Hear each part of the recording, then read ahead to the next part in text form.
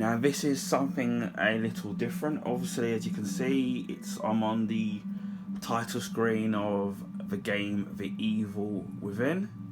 Um, this version of it, obviously, I'm playing on the Xbox Series X via Game Pass.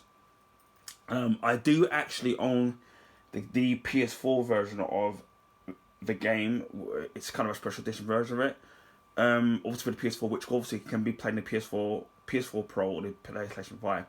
Now, the reason why I've decided to actually play this game on the Xbox Series X is just for a little bit of practice. So maybe one day I might do a playthrough of it, and then two, because I've already got Game Pass and the Evil Within is on this, and then you've got the Evil Within 2.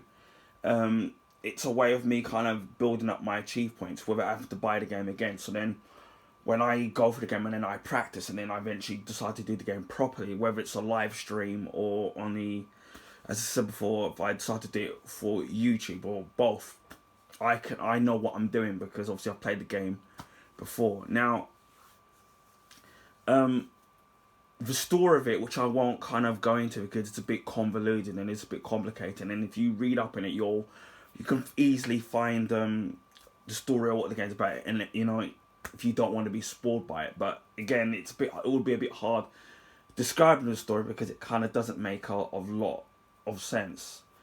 But yeah, first of all, you can tell obviously this was made from the producer, one of the producers from the Resident Evil game. So you can see a lot of similarities with this game, where on some levels where you're on some, not unlike, but you're some areas where it's pretty much like Resident Evil. You can shoot somebody in the limbs, you can destroy crates. Even some of the music cues are exactly like Resident Evil 4. But the problem is that you would think that because Resident Evil 4 is an older game, take into account that Resident Evil 4 has been remastered, well, so-called remaster, for the PS4 and the Xbox One, and then this being a much newer game, you would sit there and you would assume, oh, you know what, with it being more modern and with the extra horsepower, that it would be a lot better than Resident Evil 4. Although we know Resident Evil 4 now is being remade, and again, I'm looking forward to that. But for me, this game had so much potential, and this is going to be like the title of the video. Where for me, it's a lot of potential, but there's a lot of disappointment with the actual game. So this is going to be a little bit all over the place, but it's all going to tie in the end of it.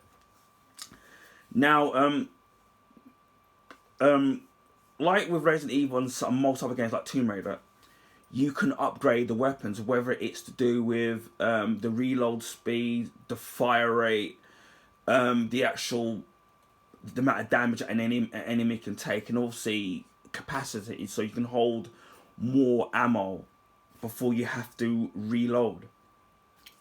One of the big problems with this game is, yes, for you to do upgrades on your weapons, you have to collect green gel.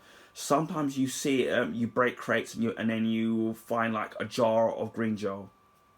Apparently there's even red gel, but I've never found it. Sometimes if you kill enemies, they leave like a puddle of green goo, which obviously you can collect. And then with the green goo or gel, or what you want to call it, that's where you can use it to upgrade your weapons. You can also upgrade your health, your stamina, so it allows you to run how more you can run. So you can use that to upgrade it. So that's how you upgrade in the actual game. Now, the biggest disappointment I have is, yes, you can upgrade the capacity of the actual weapons, which from what I can see only goes up by one increment. But if there's ammo, say, lying around, whether it's for your gun or the shotgun or whatever weapons you seem to find, you can't pick it up. The only thing you can do, as I said, is that you can upgrade the capacity of how much you'll be able to carry. Now, if you kill enemy and then you kill all the enemies, and let's say they're all dead and it doesn't move you on to the next scene, you can reload. You can go back and then collect those ammunitions for the various guns, but then sometimes you still can't carry them. Now, I think for me, where Resident Evil 4 is better is, yes, you can upgrade the capacity of your weapon so that you can hold more ammunition before you need to totally reload the actual magazine. But if there are other, say, ammunition around, where it's bullets or shotguns, and in Resident Evil 4, you can still collect it and build up an arsenal of ammunition. Where in that game, you know, the attaché case, you can get their various different sizes of attaché cases throughout the game, which then allow you to hold more ammo and more weapons, especially the weapons take up spaces in your attaché case. In this game, for me, you can't do that. You can do things like, for example, like increase, upgrade your melee attack. But where this doesn't work, and why I haven't bothered to upgrade it, is what the character does is he punches with his hands, and it's really kind of slow. So it's pointless upgrading it because it's not kind of really kind of gonna do anything. Now, when you play games like Resident Evil 4, which I keep mentioning, or even the Tomb Raider remake, you do melee attacks. You can actually use your axe in that game, or in Resident Evil 4, you actually use your actual knife. Now, in the sequel to The Evil Within, which I've played the demo of it, and again, I do own this game on the PS4, and it's on Game Pass as well, so I'm probably going to practice on Game Pass first. When you use melee attacks, the character uses an actual knife, right? So rather than you probably could get in a quick kill. Now, what's really stupid about this game is that if you go the stealth approach where you creep up behind an enemy, which again I'm gonna have issues with this game, the character, if you get close to them, you don't have to literally be right next to them, but you can be like a meter away from them. The character uses an actual dagger to stab them in the actual head. So what I don't understand is that if you're doing a melee attack, why doesn't the character use that same knife to swipe at the enemies? Now, Resident Evil 4, again, as I keep coming to, allows you to do this. Now, when I first played Resident Evil 4 originally on the GameCube, this is where I first played it. I mean, on the Wii, then on the Xbox, because I bought it for that. What I used to do originally when I first played it is I used to shoot the enemies, but then once I became confident with my aiming abilities and shooting abilities, what you can do in Resident Evil 4 is you can shoot an enemy in the foot, but particularly if there's not a lot of enemies, maybe just one or two, then you can use the knife to actually slash at them to take them out. So what that does then is that it allows you to save ammo. Now, there are playthroughs of Resident Evil 4 where some people have done the whole game just using a knife. Me, I'm not confident enough to be able to do that. But it's the fact that you can do that. Again, with this taking so many elements from Resident Evil 4, you would think that that's one of the positive things that it would take from that game. Again, but it doesn't do it. Then, for me, this game, some people say it's a survival horror. Some people say it's an action game. And for me, it can't make up its mind whether it's a survival horror or an action game, because it doesn't do neither one of the genres very well. Now, for me, when I play most games, whether it's been Assassin's Creed or like the Metal Gear games, or even the Splinter Cell games, I try to sit there and do games more stealth, because for me it's more of an actual challenge. Plus you save ammo. Plus you don't alert the other enemies. So which is why if anyone's seen me play Metal Gear Solid 5 on Twitch, which I can't stream on YouTube because the copyright music on it, you'll notice that I don't tend to kill enemies. I tend to do it stealth. And in Metal Gear Solid 5, it does it exceptionally well. Or in my Tomb Raider playthrough of the Tomb Raider remaster or remake or whatever that you kind of want to actually call it. Just got back because it's trying to make me reload the game, which is what I'm not trying to do, because my Xbox has gone into it's basically gone into when it goes into sleep, when it goes into sleep mode. But anyway, I'm trying to, I've lost my kind of chain of thought here. Yeah, when it tries to sometimes when it tries to do stuff, so I try to do games stealth because you don't want to. Sometimes we do some certain things, you try to alert the enemies, and if you go guns blazing, it will alert the enemies, and I don't like kind of do it because it makes the game harder. And again, for me, it's more of a challenge. Sometimes I've noticed with this game is that it does this thing where where you have to crouch so that the enemies don't hear you. So you try to sit there and get them. Sometimes it's done silly little things where the problem with Sebastian, well, that's the name of the character, is that he's so slow. Even so, even he's walking, even the way the character aims, or even when he changes weapon, it's just so lethargic. Where he's just slow. So, like on games with Metal Gear Solid 5, the Phantom Pain, for example, if you sit there and then you kind of like you'll creep up an enemy and you kind of go around him so that he doesn't get direct eye contact with you. Same thing in the Splinter Cell games.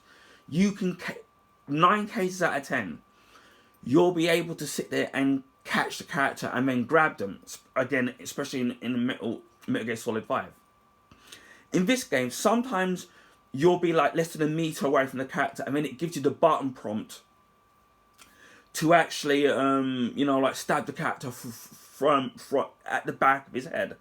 And sometimes, if you're quick enough, or if you use a stun arrow, I don't know what it's called in this game, when the enemy is kind of is disorientated, you can actually stab them in the front of their face. Sometimes it doesn't give you the actual button prompt to do it.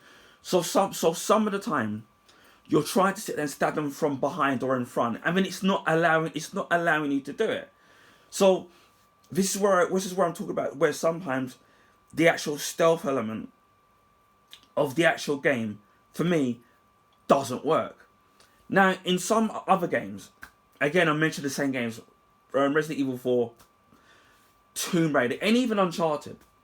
Sometimes you can actually use obstacles that are there, like whether it's a rock or maybe there's a door or a car, and then you use it as a cover system so that you can obviously go prone onto the actual obstacles so that the enemies can't actually see you, or if they do see you and they start shooting at you, you can duck, you can lift yourself up again, shoot, go back down, up and down.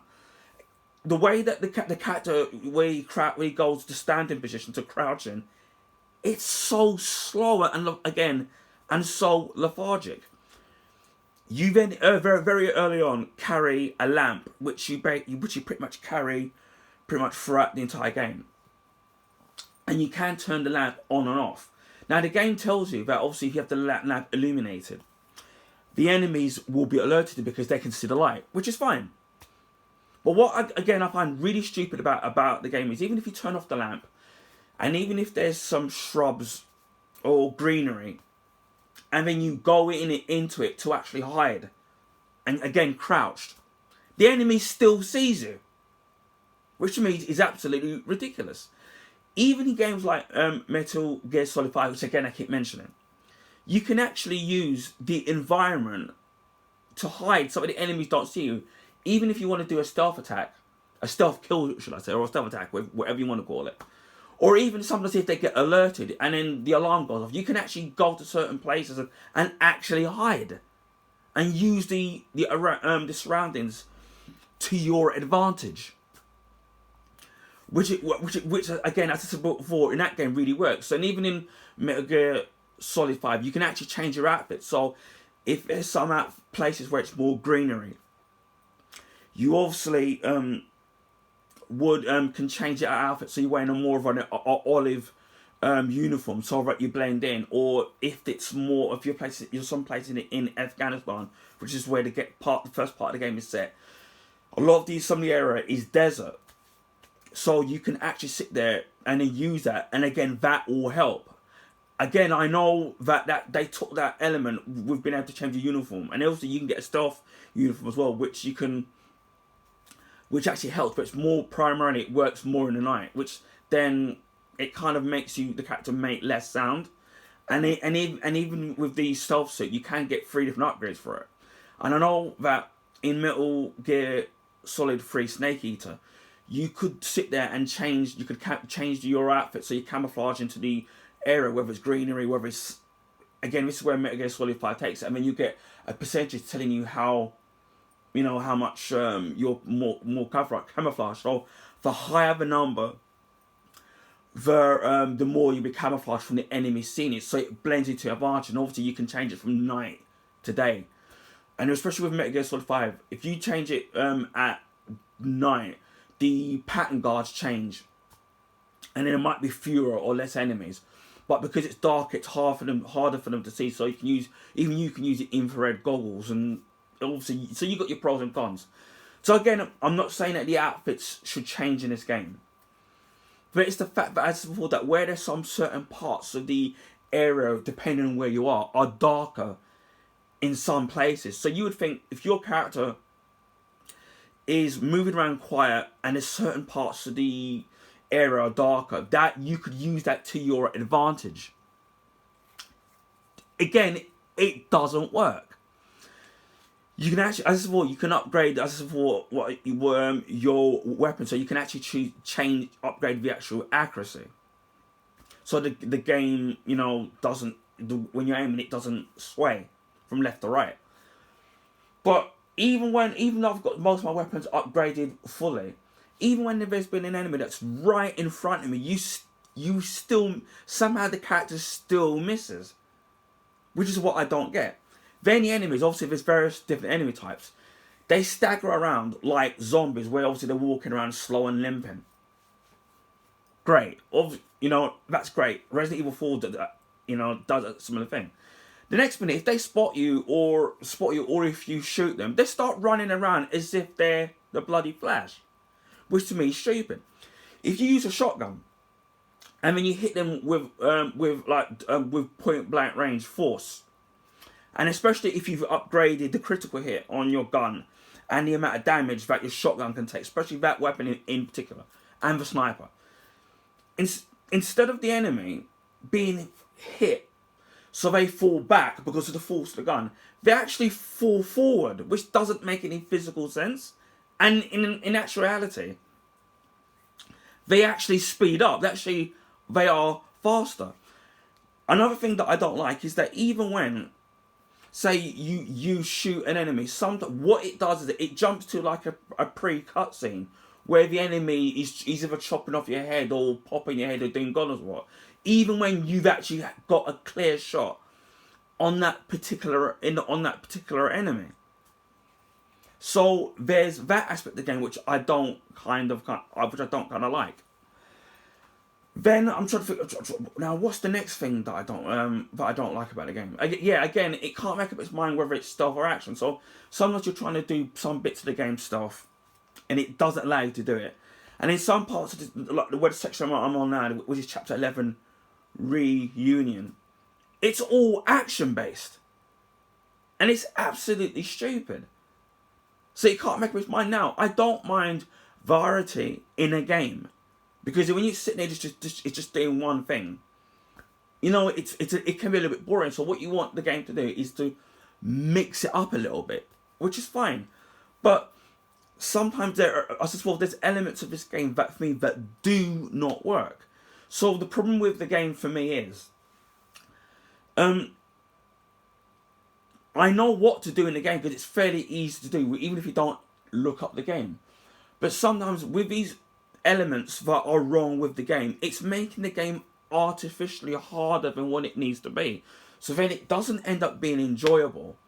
It ends up being really, really tedious rather than being fun. So to a point where you're tearing out your hair and you think, right, I just want to hurry up, finish this game, or maybe you don't want to end up actually wanted to finish the game.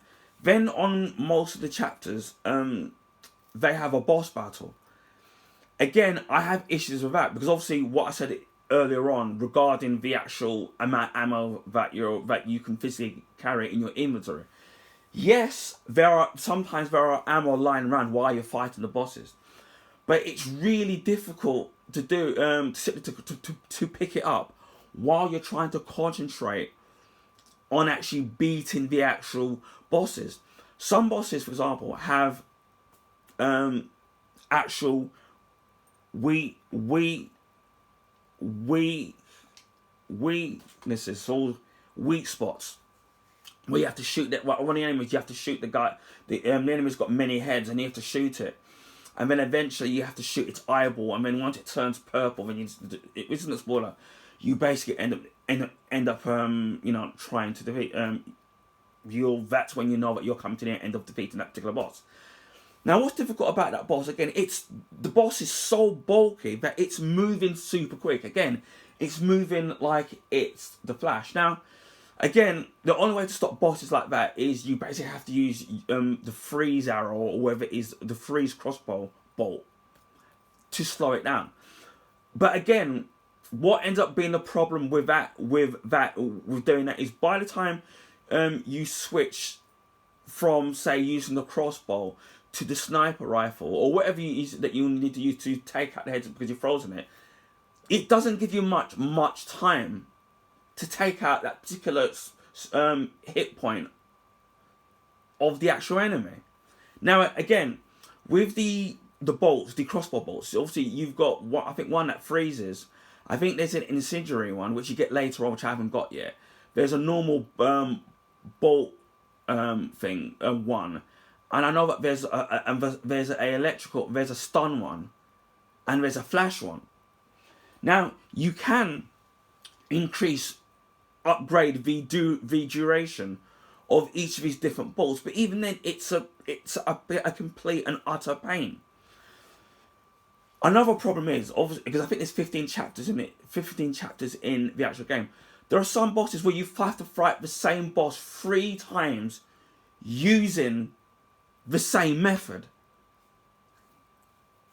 and then sometimes it allows you to use environmental elements to sit there to take out the actual particular boss. Like there's this spider lady, which her weakness is fire, and the character can actually carries matches, which again you can upgrade the amount of matches that you can hold.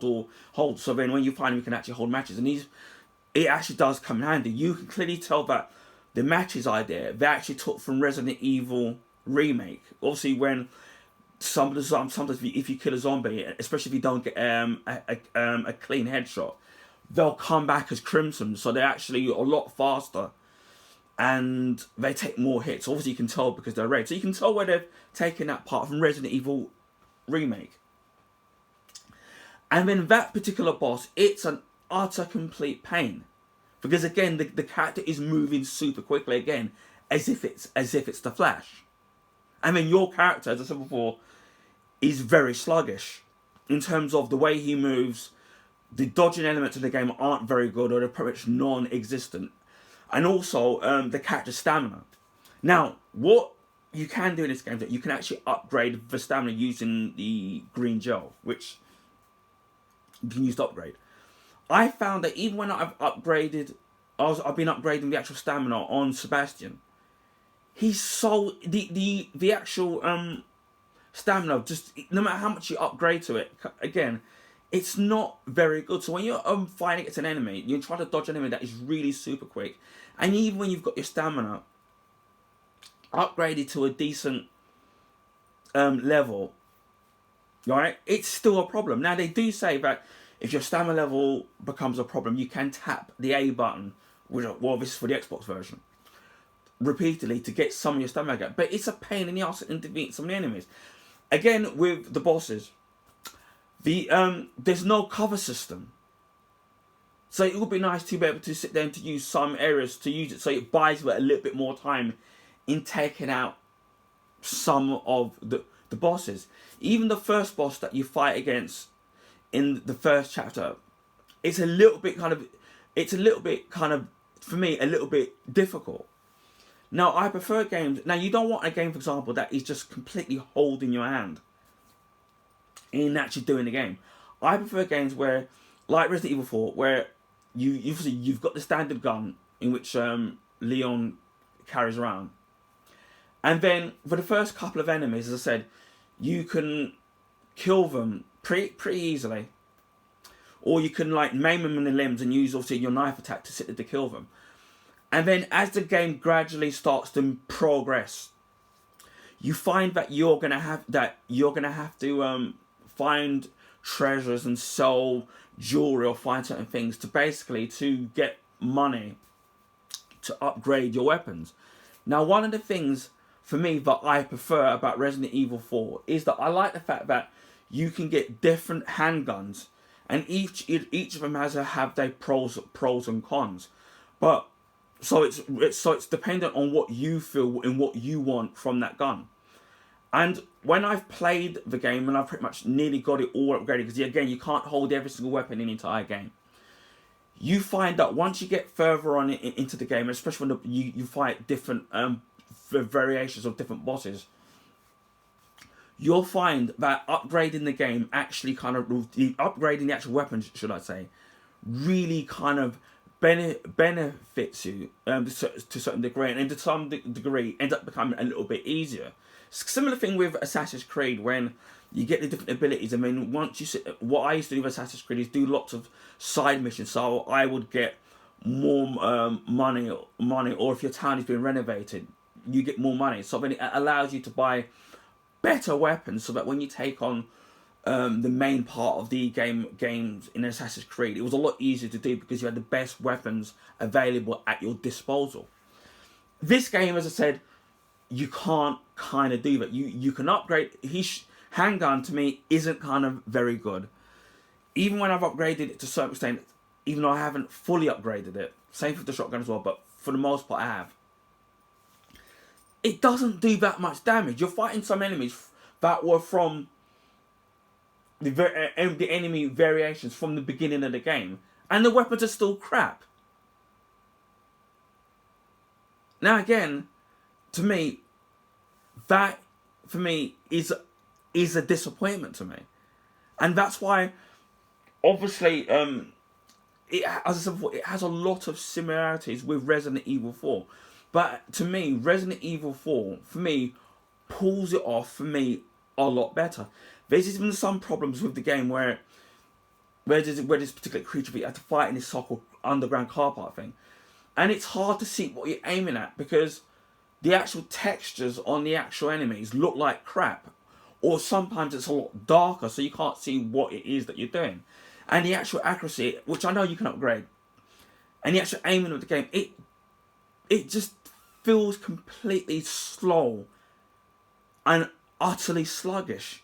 And as I said before, this for me is what holds the game back and makes it way harder to actually play. And it's not, for me, I don't find it enjoyable. Even when I played Resident Evil 7, which obviously is a lot different from the previous games in the actual franchise. But even that, to me, when I died in that game, I felt like it was being fair. And obviously there's different enemy types in that actual game.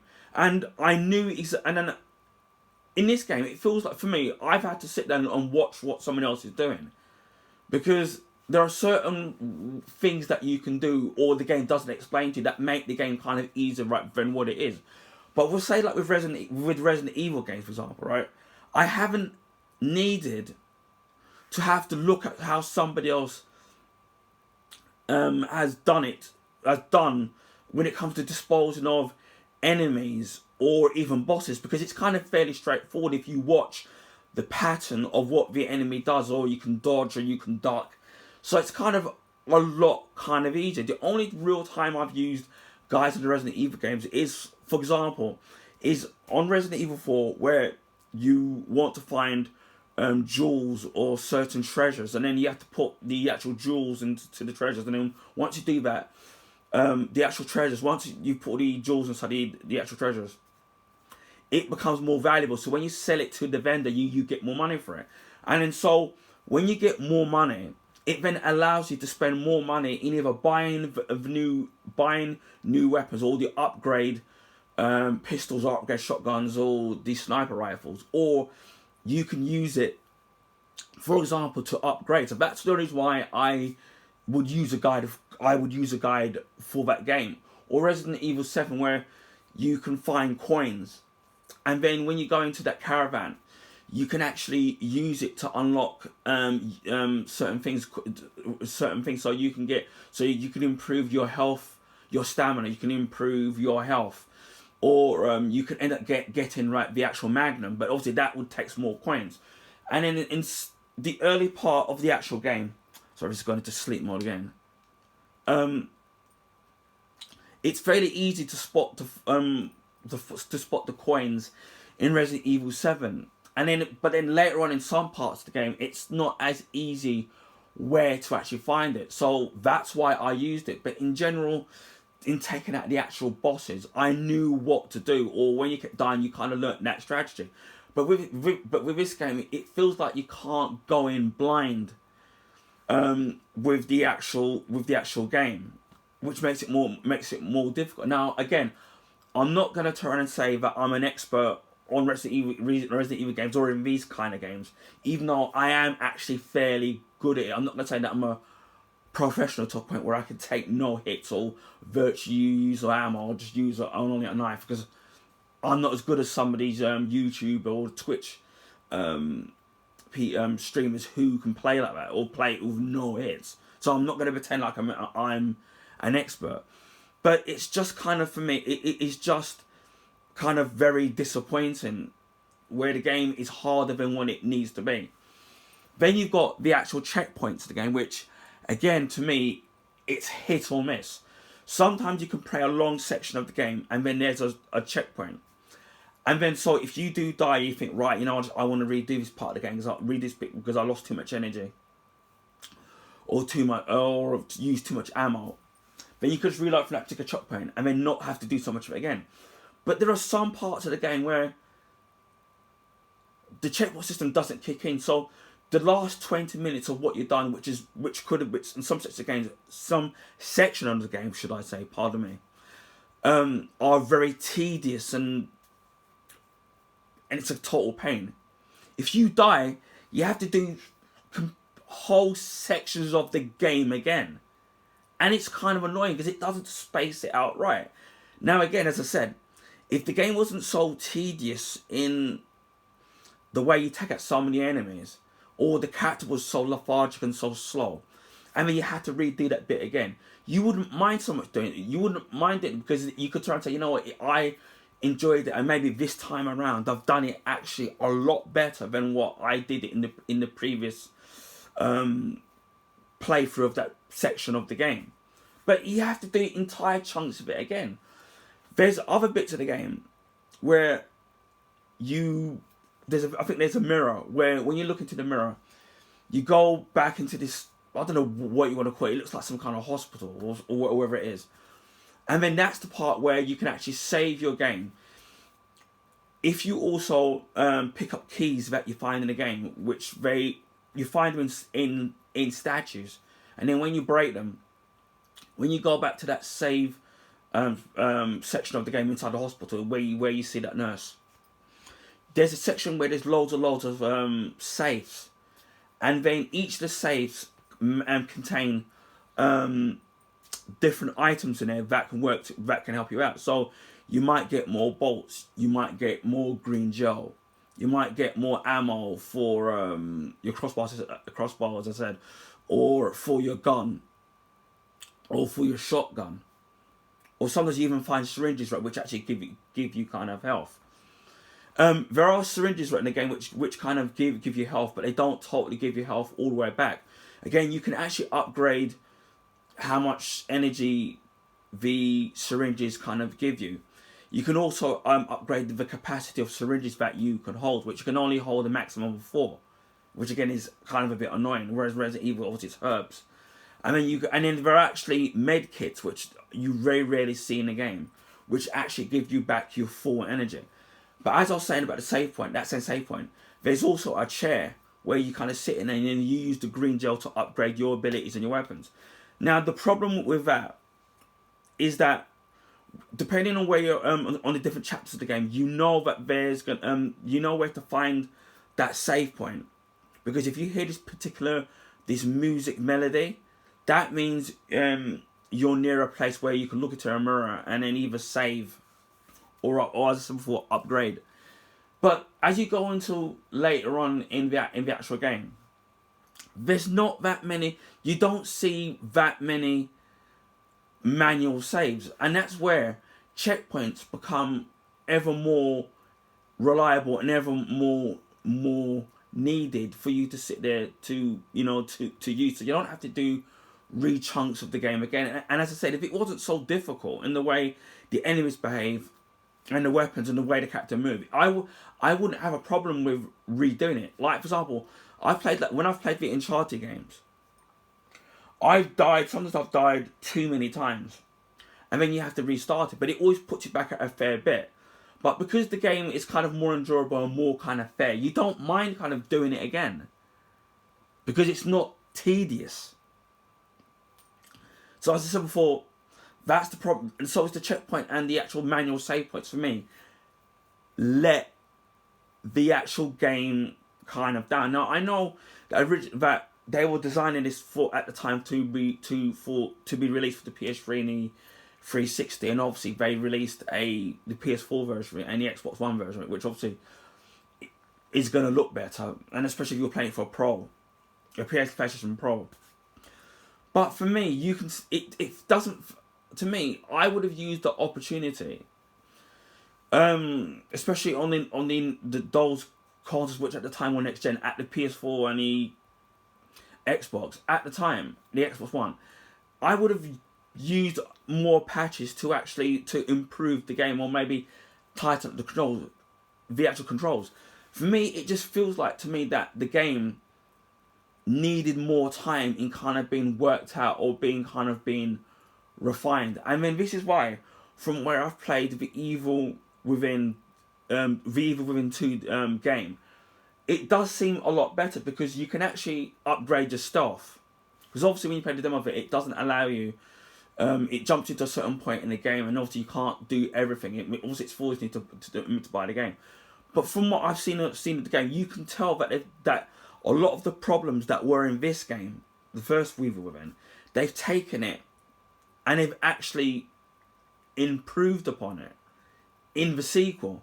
And it's just a shame that they never spent more time in because sometimes the AI of the enemies are a bit stupid, and then sometimes they're actually too clever, because as I said before, where they look like they're staggering, and then the next minute they're moving really super quickly, which with the aiming of it makes it kind of hard for you to do it to do a headshot.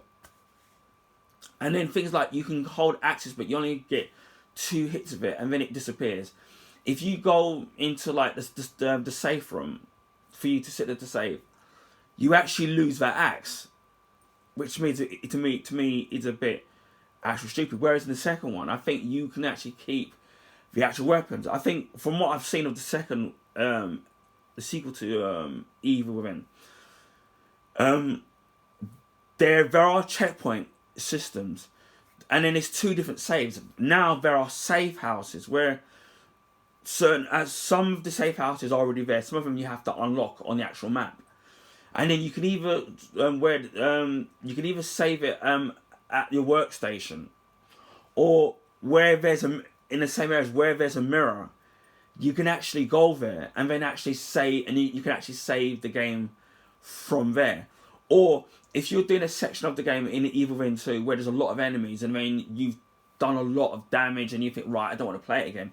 Again, of all being tedious, you can travel back all the way back to the nearest save point that's marked on the game.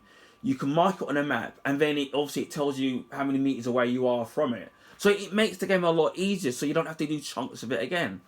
Whereas in this game, as I said, it's kind of being a bit of a pain in the arse. Some chapters, just like you have to fight like a mid boss, and you have to fight the main boss. And then, as I said, because of the amount of ammo that you're not allowed to, you can't carry what you're allowed to carry because there's no proper inventory. It makes it a lot harder. So sometimes you're fighting the bosses and then you're having to like pump in so much, for example, ammunition into the enemy. So you basically use what little ammo that you've actually had. Sometimes you're lucky because there's ammo lying around where you can obviously pick it up and then restock on your actual ammunition that you've actually used up. One of the things that I liked in Resident Evil 4, and I can't remember if this does this in the Resident Evil games after number 4, is that if you upgrade the capacity of your guns, if you basically only got one bullet left in that particular gun, instead of reloading the ammunition for that particular gun, what you can do, I'll put some pause again. What you can do on Resident Evil 4 is that it gives you a free upgrade if you upgrade the actual capacity of the actual clip. Can't do that in this game, which is kind of is to me a big shame. But as again, that's why all these elements make the game so frustrating, and it didn't need to be harder than what it is. Now, the game does have some good elements. For example, there are 15 chapters. Some of the chapters are longer than actual others. Now, there are some games where, namely Resident Evil 3 Remake, where the game isn't very, very long to complete.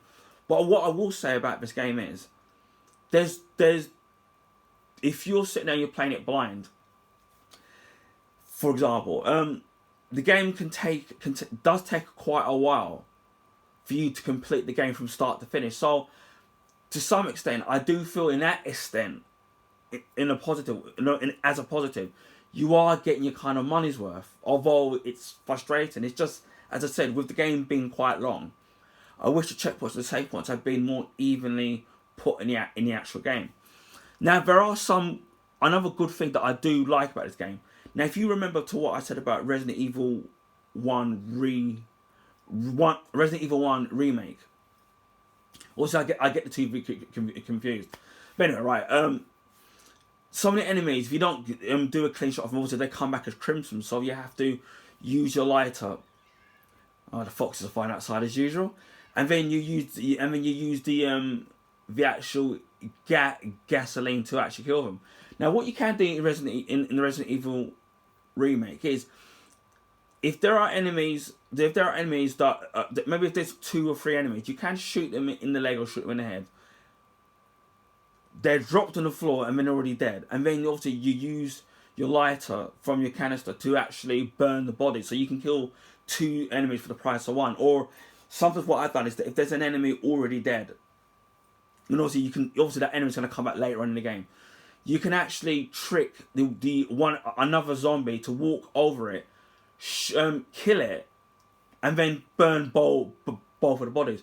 What this game allows you to do is that if there's one enemy, you can shoot it in the leg, and then it gives you the option to drop a match in it, to burn the character so that it can't get back up, so you don't have to keep shooting it.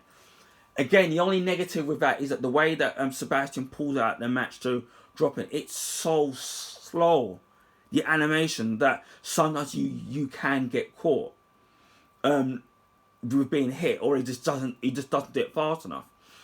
But what you can also do is that if you say got a shotgun and it's like 3 or 4 enemies, or maybe even 4 or 5 that are coming towards you, if you shoot them with the shotgun at close point blank range, it gives you the ability to either knock all of them down, or maybe all 4 or 5 of them down, or one of them down.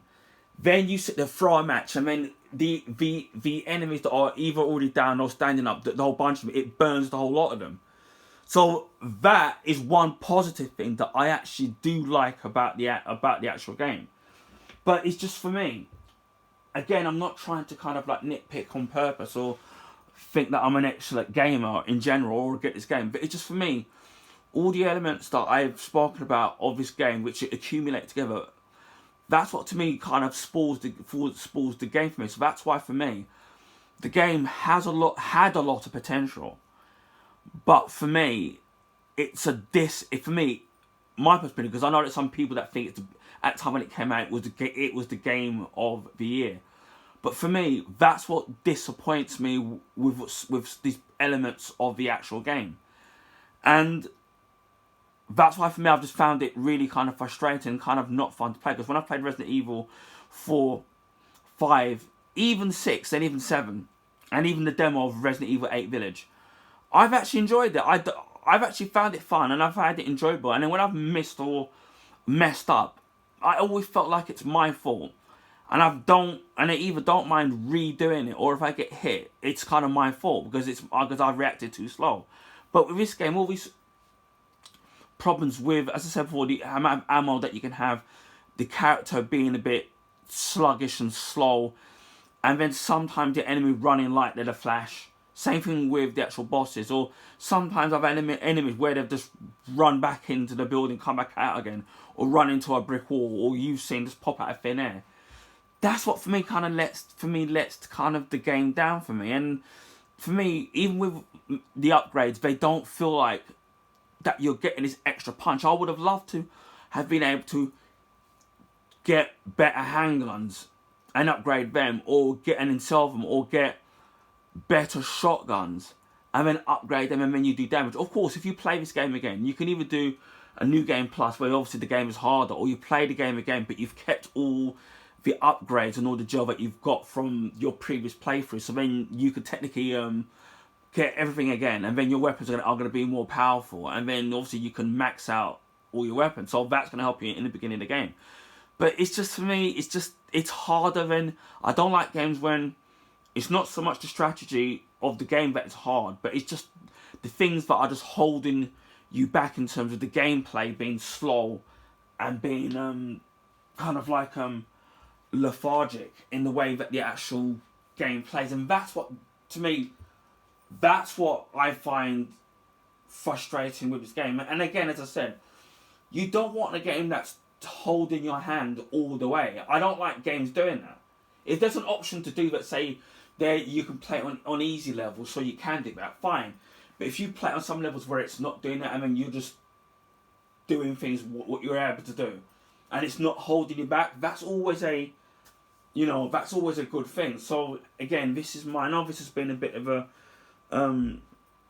long video, but I just wanted to kind of get off my chest on what I felt was wrong with the game. Again, there are probably other people who may not agree with my thoughts on the game, or maybe people might agree with me on it, but I just think that it could have been so much better. And as I've said, from the little that I've played from the Evil Within 2, right, they've vastly improved it, but time will tell, obviously, when I play the full game of that, of whether some of the issues are still there, or if it's got a whole new bunch of issues. So again, let me know in the comment section what you thought of this game, and whether you agree with me, or if you disagreed with me, or maybe if you like me maybe doing reviews of a particular games, and all you want to hear my opinion, the positive and the negatives, and you want to see me do more videos like this on